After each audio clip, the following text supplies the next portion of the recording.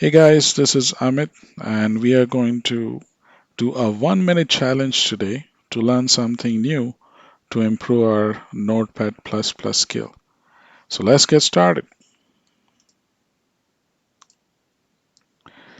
So today we are going to learn something that is called dual view. It actually creates another view in Notepad++. So to enable dual view, you need to open any file and right click on the tab and click on move to other view. And it puts that file into another view. So you can work on two different views at a time, side by side. If I want to remove that, I can just take this and drop back into this, and it should remove the dual view.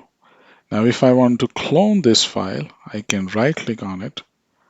And again, instead of move to the view, I will do a clone to the other view. And now I can see the same file in two different views, and I can go to different part of this file and work off it. So that's 1 minute for it. Today we learned about dual view.